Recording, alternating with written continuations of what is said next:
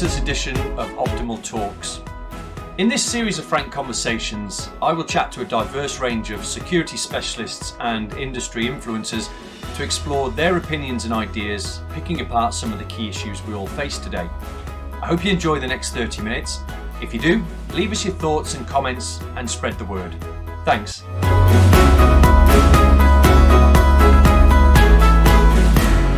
Welcome to another Optimal Talks session. This is very much closer to home, I think, than a lot of our guests. This series is focused for security professionals, but not always about security. And today, I'm really pleased to introduce to you Angus Taylor, who's coming to us for work experience from a program that's been built out of the nuclear industry. And I think that we benefit as a business from having a young academic professional that has a different perspective on security than me as a 22-year ex-military veteran, pretty stuck in our ways, you know, and we bring a lot to the party, but actually there is a lot more that we're not tapping into. And today's session, we're going to look at the concept of graduateship schemes, work experience and placements where we can help people like Angus consider careers in security. So Angus, brilliant to have you with us. Your first day with Optimal Risk Group. Indeed. But before we get into what you've learned thus far and what you want to get, tell us a little bit about you from your background in academia. Sure. So my name is Angus Taylor. As Rick said, I've just started work with Optimal Risk. And as he said, my background is very academic. So I started academia at the University of Nottingham, did a bachelor's in politics and American studies, where my focus was Anglo-American relations. But I found myself increasingly drawn to security work, in particular terrorism type work. So I ended up I graduated in 2020, right in the middle of the pandemic, so not great opportunity for jobs-wise. So I continued in academia. I think I was probably going to anyway, but it was sort of a certainty because of COVID. My master's was in international security and terrorism studies, and this was a fantastic course.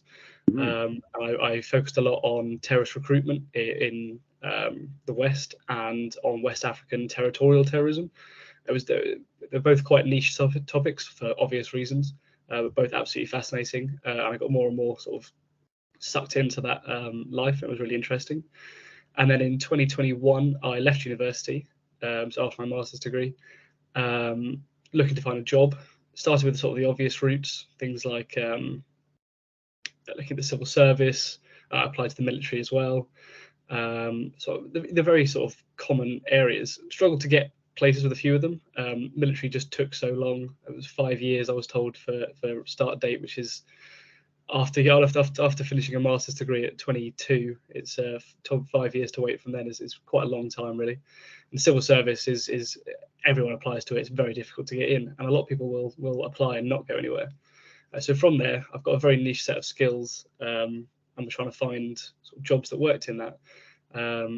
It took a while, and I'm sure we'll discuss it a bit more in depth later. But I eventually found this nuclear scheme I'm on. So I was recruited by the Office for Nuclear Regulation, where I do security work there, or I did do security work there. I've just finished that secondment. And now I'm starting with Optimal Risk today. Yeah, I think worth understanding what Angus has put together within all of its nuclear industry partners. So tell us a bit about the program. Sure. So it's run by Angus. They work on behalf of the NDA, the Nuclear Decommissioning Authority.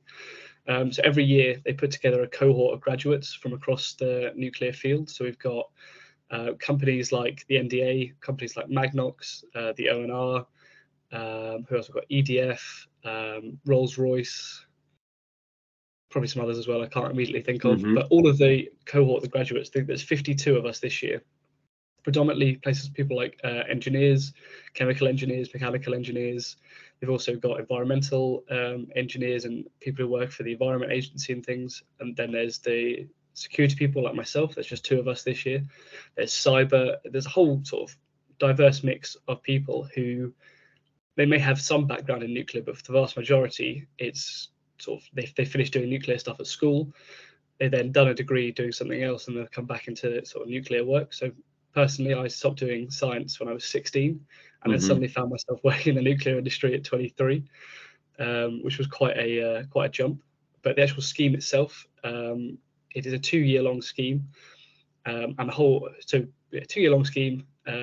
And your first secondment spot, so mine was the Office for Nuclear Regulation, the ONR, they sponsor me monetarily throughout the entire scheme. So they pay Energous a lump sum.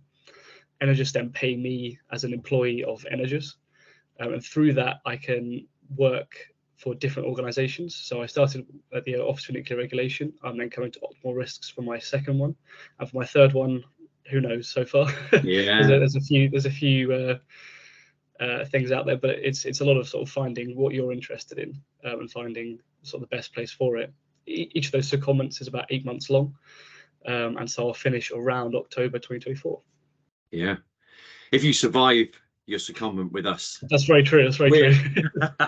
We, I was personally delighted to hear from the Office of Nuclear Regulation when they asked us to consider taking you in to expose you to a different range of risk management. Now, before I get into the internship graduateship differences, I think the important thing to understand is that you've just done a secondment to an organization which has a very low tolerance for risk for obvious reasons, and yet our client base is diverse, and some of them have they're in the critical national infrastructure space, so there is still a very low tolerance for risk. But we also have private clients whose risk appetites have to be quite slack, quite high appetite for risk, because to nail them down the way the nuclear industry is means they might have lots of money, but they would live in a golden cage, as we say. So it's not tolerable to absolutely restrict their lifestyle, and a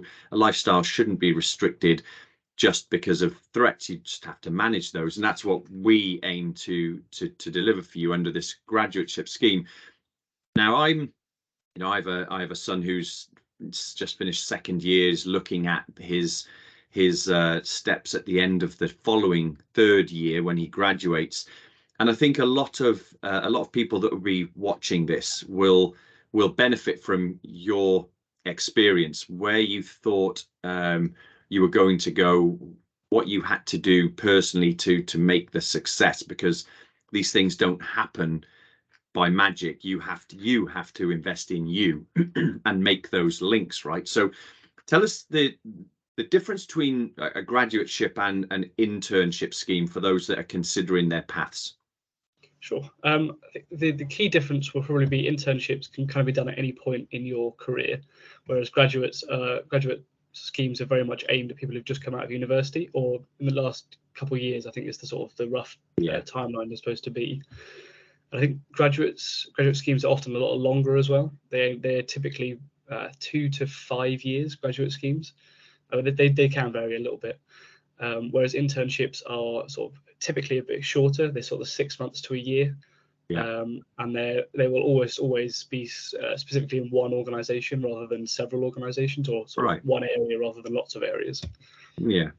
So how did you go about finding the graduate scheme you're on?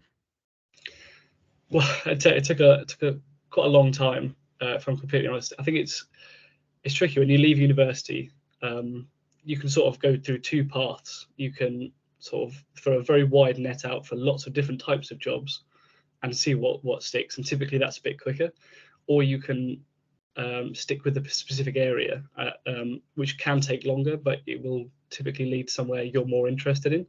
I went with the second option. So a lot of my friends who did pretty much the same courses I did are working in very different fields now, things like delivery, project management, rail networks and things. So nothing to do with their original degree, even if they were very interested in that work. Whereas I tried, for the most part, to stick as close to terrorism studies type activities as I could. So obviously typing in terrorist jobs into Google doesn't always come up with the most useful results. Surprisingly on LinkedIn, it's quite useful because a lot of jobs have that in the title. Wow. So I started looking at things like terrorism brokers and insurance. I knew a few of my parents' friends worked in insurance, so I spoke with them. I felt I followed down the line a little bit, but I think it turns out I didn't really enjoy the kind of work that they did. So I sort of put that to one side and said, it is roughly along the same lines, but okay, I'll keep looking. I sent lots of job applications out. I sent lots of feelers out. I would apply to actual jobs, and I would also just message companies and things. A lot of the time you hear no response, which can be a bit demotivating. I think it took me about 4 or 5 months to really get proper feedback from companies, which can be quite difficult to improve your current sort of CV and your current applications and things. Yeah. But it does happen. And the more you reach out, the more responses you will eventually start getting, especially if you start messaging people directly on LinkedIn. So I got LinkedIn Premium for a month, and that was really helpful because you could message people directly. A lot of time they give you quite good feedback, if nothing else. Yeah. And so eventually I found this nuclear scheme sort of on a whim. I think it was on LinkedIn, and I just applied, even though it said it was in Liverpool, and I'm come from Kent, so it would be quite a trek. I said I'll apply because it sounds interesting, and the sort of stages kept going, much like other jobs. But they offered me the job, and again they offered me the job in December 2021, and it didn't start until October 2022. So my assumption was it's all there for Liverpool. It's for a job I don't know anything about. It's an industry I don't know anything about. So I'll put that on a back burner. I've got something, I'll keep looking. But the longer it went down the road, I found a couple of other jobs, but they weren't as interesting. They weren't as good for my development, I didn't think. And the more I looked into the Office of Nuclear Regulation and this scheme where I could go to 3 different places, the better the more attractive it sounded. And so I eventually just ended up there. So you've really had to find your own path. Are there resources other than LinkedIn Premium? What about university resources? Were they a help at all? Not as much as you'd hope. I think some universities will be better than others. Nottingham is in a way it's too big to have a real impact on individual people and how their jobs progress afterwards. Obviously, it's great having the degree from a Russell Group university. That's really helpful. But that's, again, it's more off your own back kind of useful. Whereas their individual departments weren't quite as helpful as hoped. It was they'd put the same things into job searches that you were, so they weren't coming with much new, sadly. I imagine any internship or graduateship, what you hope will happen at the end is that you get a job offer because you've made a positive impact, you've made a good impression, you've worked hard, you've learned, they've kind of invested in you the way they would like an employee to behave and the capabilities they will have. Is that the end goal for a graduateship? Do you what's the sort of percentages of a job offer likelihood? I think it's companies, like you say, have invested time and money into graduates, so they are typically very keen to take people on. But I think in a more selfish aspect, and I think this will be the case for a lot of graduates, at least on my cohort, you've been offered this scheme. You have 2 years of experience when you finish this scheme in very specific fields, doing quite high level work. And so if you want to stay at these places, then you definitely can. And for the most part, I imagine a lot of people in the cohort will. But at the same time, you've got 2 years of very transferable skills that can be applied to a lot of industries and a lot of companies and things, and a lot more companies will want you. It's something I found when I was applying for these jobs. Even 6 months experience would have put me ahead of a lot of people. Whereas 2 years experience in these quite high level jobs is going to be really good for my career going forwards. So if I want to stay, I'm sure I'll be more than welcome to. And then, as you say, the companies have invested a lot in me already. But in a more selfish aspect, if I want to go somewhere else, I think it's these graduate schemes give you the opportunity, and the internships give you the opportunity to find somewhere that's more akin to what you're looking for. And from an employer's perspective, what I would say is, I mean, this is, yes, we have a capability, a young academic, you've got strong research skills, you bring something to the party, there's no doubt. That was attractive to us. But, the point is, we've been part of the community in the industry pushing that we need to diversify, we need to bring in a talent that is not ex-military and ex-police, but there needs to be a spread of that. We all think the same way. There's, the generational difference. You're a tech native, a lot of older guys and girls are not. You have a different upbringing that's, different to mine in the 70s and 80s. You have a different perception. Your biases are different to mine. So from our perspective, what I think a business is looking for is doing the right thing. So we have you now till March 24. It's doing the right thing for you, for the industry. We're leading by example. But I think it's split in three ways. And I always love the rule of threes. I think 60% of what we want to achieve out of this is investment in you. 30%, a third of what we want is you to add some value for the time that we take to invest in you. So exposing you to as much as we can within our clients' appetites as to where they're happy for you to come along and learn and then contribute is what we will get. There is some valuable payback, but ultimately, the industry benefits through you learning. 60% of the effort is about investing in you. So this is good. So tell us about your experience with the Office of Nuclear Regulation within what you're permitted to say. I mean, you're in a highly secured area. It is, it's a secretive area. It's very strict. Tell us what you've learned so far so that, when we go forward for the next 8 months, we know what we can share with you that's different.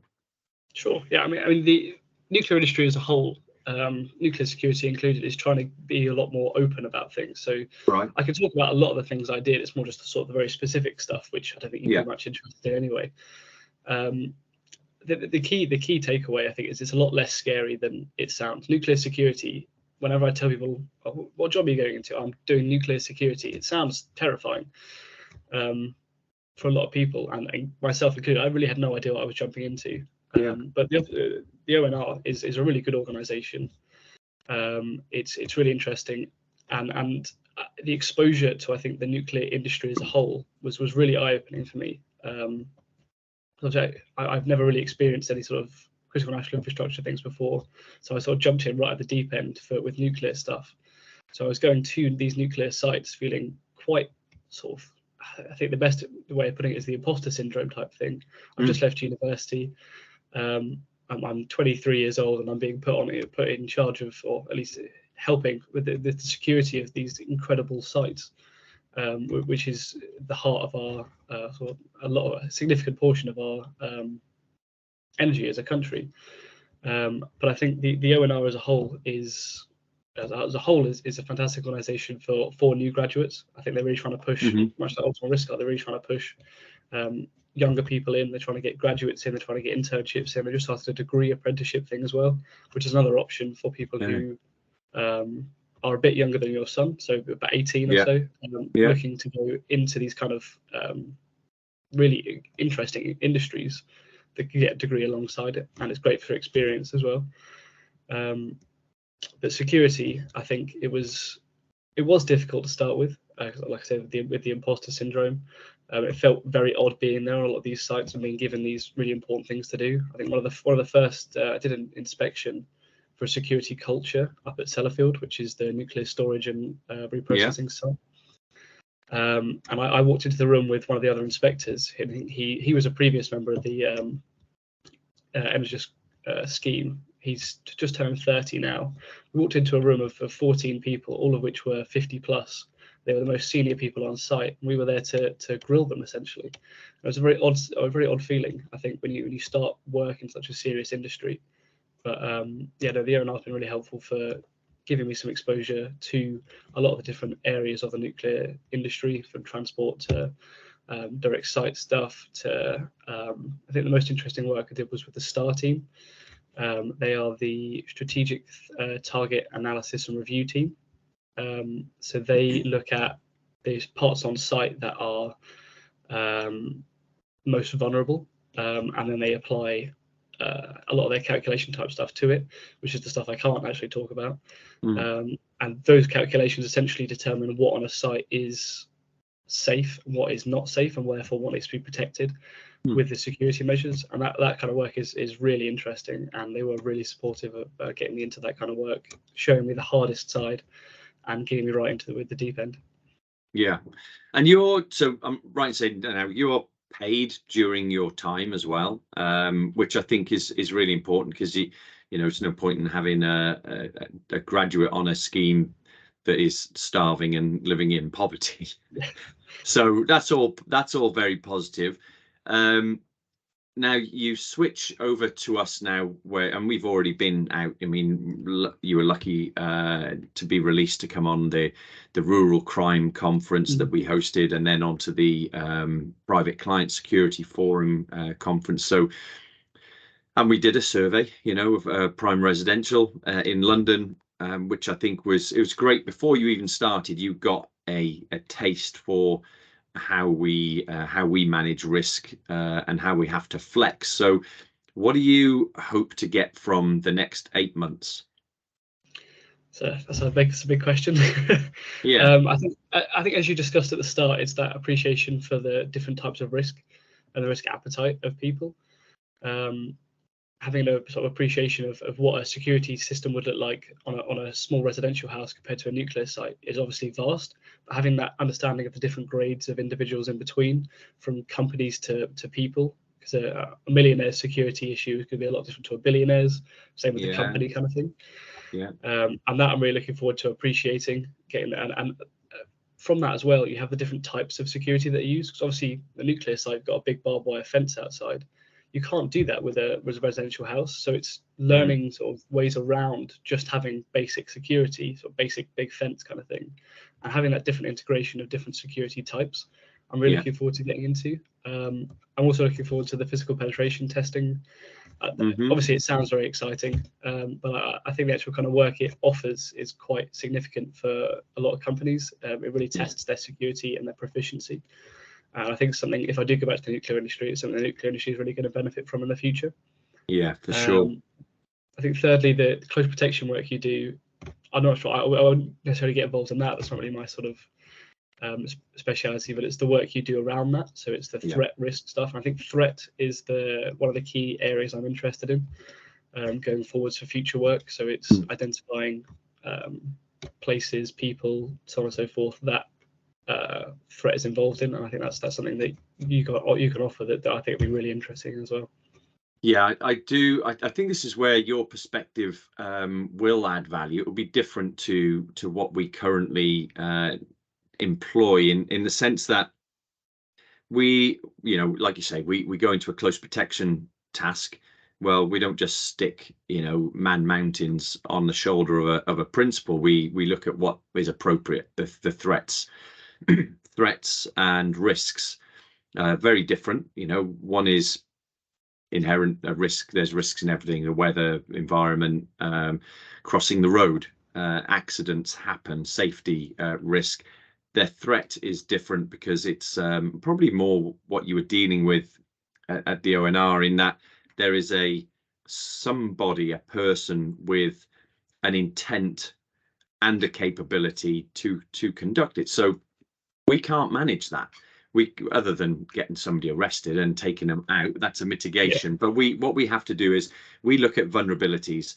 Where are the vulnerabilities that we understand in our clients' setup, and understanding what the risk is? We look how that vulnerability is exposing an increased impact in an event, and then we do things to the vulnerability that make it smaller. And you can't always eradicate that risk, that vulnerability, but you can bring it down to an acceptable level, which is where I think within the nuclear industry, the acceptable level that's residual has to be as small as it possibly can be. Whereas for a billionaire family, they want to go on their yacht, and they want to maybe travel through areas where piracy is an issue on a yacht, to get from one part of the world to the other, to fly out and meet their boat. It's that's a vulnerability that we have to look at routes. If we've got clients that are moving from a residential property where they live to their office, and those two places are predictable, the routes between, that's the only thing we can reduce in vulnerability by changing the routes. Multiple routes that you change, different times of departure, different routes taken, making it hard to be predictable is what close protection is all about. But the security culture you talk about, we go into businesses and look at the protective security management systems to see that the security culture is set from the top, the way health and safety is set from the top. The CEO's purpose statement, filtered down into procedures that people follow, whether they're in the security department or not. And that's the security culture piece, which, we will definitely get you involved with because you have experience in that. So that's great for us. And all of these things are ultimately puzzles, right?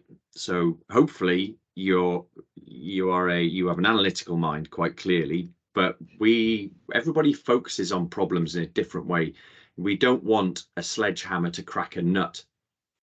We need to be appropriate in how we do it, because if it's just too complex or overbearing, especially for a family or a small medium enterprise business, or they don't want to be nailed down, because that's going to restrict, for instance, a business moving into an emerging territory or country or a fragile state where there is a huge potential for generating more business and more revenue. But it's a dangerous place, more dangerous than operating in Milton Keynes, and you want to go into Nigeria. Well, of course, there's a different risk, and the threats is where you bring research that will enhance what we do. So I think the graduateship program from our side is definitely that plus.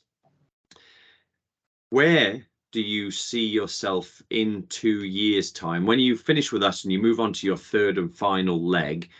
After that, where do you see yourself? Where do you hope to be?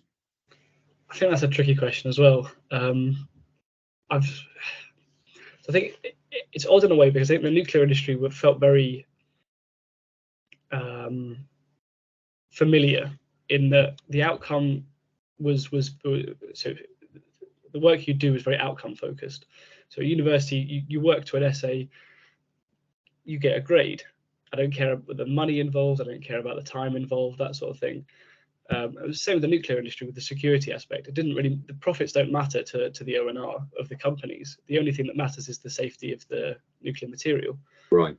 So I think that felt very logical. Whereas now I'm stepping into the private sector, which is obviously money focused for both your end and the client end, which is something I've never really experienced before. So I think I think it's too early to say anything, especially with another secondment to come. I might love this secondment. I might hate this secondment. I might go to the next one. I might love it. I might hate it. Yeah. So I think at the minute, I might understand what the O&R is about. I'd be comfortable going back, but I'm not sure it would be for forever kind of thing. It's good work, but it's very sort of basic work in a way. Obviously, it's not basic at all, but it's very one step at a time, very public sector work. It's very fast paced, which is sort of a good thing for the nuclear industry as well. It doesn't want to be fast paced. It wants to be deliberate and slow. Yeah. So I guess I'll see. Yeah, I think you raise a really relevant point, because I've heard of my son's friends that are on programs as well within accountancy firms, some of the biggest firms, and they're not having a good experience. I think a work-life balance is really important to everybody, but I think your generation has a different expectation from a workplace. I mean, how important is work-life balance to you? I mean, how much would you give up in income for having the opportunity to work hybrid, for instance? I think you're completely right. I'm very keen for the work-life balance. I like the work from home aspect. Obviously, we had a discussion, and I'm living 200 miles further north currently because of it, which I think is great. I think working from home, is much better. I think on an individual level, it means that I can. So it's not just about getting up late and sort of leaving and going sitting on the couch for the next 6 hours. It's more that it gives me the freedom to do the things I want to do outside of it as well. So up here, I can clock off work at 4 or 5 o'clock. I can go straight to the gym. I don't have to have an hour's commute home or something. Yeah. I can eat lunch from a cooked meal here as well. I can maintain the sort of dietary balance that I'm really looking for at the minute with the increased gym work. It means I can play cricket up here with the local team. Yeah. means I can live with my fiance as well. It really affords a lot better mental space. I think that then delivers better work for it. As I found that with the ONR, I do about 3 days in the office and 2 days work from home on average. And I would find that I'd be much more productive on the Monday and Friday when I was working from home, because I wasn't being interrupted all the time in the office. And the office is absolutely great for networking and sociability and things, but it really limits the amount of work I felt I could do, because people were constantly coming up and talking to you. And it's not a bad thing in the slightest. You learn a lot from it, but it really limits the work you can deliver. Whereas working from home, I think it means you can sort of sit down, you can focus on a piece of work, and if you need to have an afternoon off because things aren't flowing very well, as long as you're getting the work done on the most part, it means that life is a lot more flexible for me. And I think I would give up some salary certainly for work from home privileges. Yeah, for sure. And so anyway, we'll see you on Wednesday and Thursday down in London this week, and I think that's pretty much the way we will work. Is there is this hybrid way. I mean, I like it. I work from home 2 days a week. I'm into Reading, the office, at least once a week, and then I'm into London with clients or wherever I need to be the rest of the time. And so if that works for me, then why wouldn't I expect that to work for you? And it's kind of, but I'm at a stage in my life where I have more autonomy over my life, and you're entering the workplace where you don't have the same bargaining ability, depending on where you go. So I think it's quite an important aspect of deciding where your career path takes you and what sort of autonomy you have. And I say that in because I'm a big believer in Daniel Pink's has a management theory, the MAP, that people to enjoy their workplace need to feel they have mastery of their skill, their role. So just keeping on learning. I know, we're going to put you on a level 3 teaching course in August. We're getting you on the physical pen testing course. There'll be other courses that, we will load you onto to increase your mastery of what you know.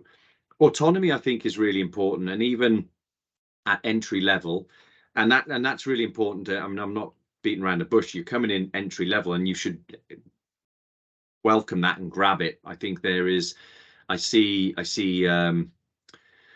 all too often people that are in their 20s that still, they feel like they're not succeeding because they're not at the same level as their counterparts within 5 years. And actually, on Diary of a CEO, Stephen Bartlett's interviewing Simon Sinek. It was the 3rd session, the one I was listening to last week. And Simon Sinek says there is a thing now called a quarter life crisis. Not a midlife crisis for people my age, but a quarter life crisis is slightly different, where people that hit 30 that felt like they were going to be successful business leaders by 30 are measuring themselves against people that are 50. But you shouldn't be measuring yourself against people that are 10 years ahead of you or 5 years ahead of you.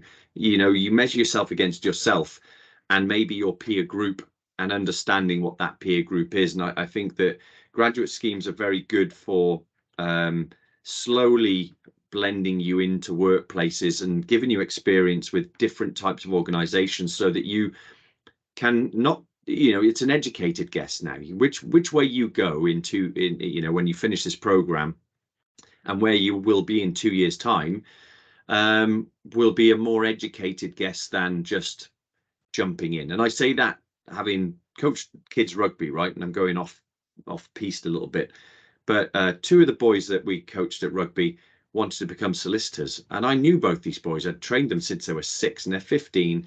And they're starting to take A levels or looking at their GCSEs towards becoming a solicitor. But I knew both of them were very hands-on kids, and neither of them was particularly detail driven.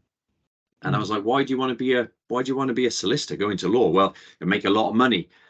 But I think actually they're probably both going to hate what they were doing. And one of them did go into it and has dropped it and is now on an apprenticeship scheme. Doing something slightly, still in the legal profession, but not the same level of detail. And the other one left it all together and just went into engineering, avionics, actually, more hands-on. Because at 15, you don't know what you want do you? So you have to focus on the things that you enjoy, the subjects you enjoy, like you've done. You went through American politics, international studies into international terrorism. You've found a path that's introduced you to something new, and then onto something new, and your concept grows. So when you come into the workplace, you're going to have a very mature view of what you like, and being completely selfish for you. Angus Taylor doesn't like that, working in the office environment 5 days a week, clock watching. Is more productive in a hybrid work environment, likes to be around people, is a sports person, is a team player. Cricket gives you that. So therefore there is an element of teamwork in it. But these days, we collaborate through screens like this, and actually it's not the same as a water cooler moment, and it's not the same as, team building days, but you can still have those ad hoc. So I think that, the future's bright for people that, like you, get on these programs, and I wish there was more of them.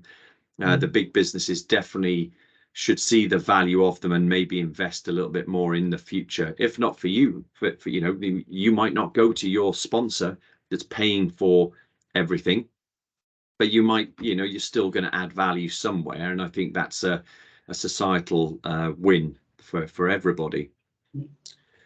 So anyway, look, we're coming to the end of this webinar, and I think it's been really insightful. I hope that a lot of younger professionals will see the value of it. We'll try and spread it far and wide.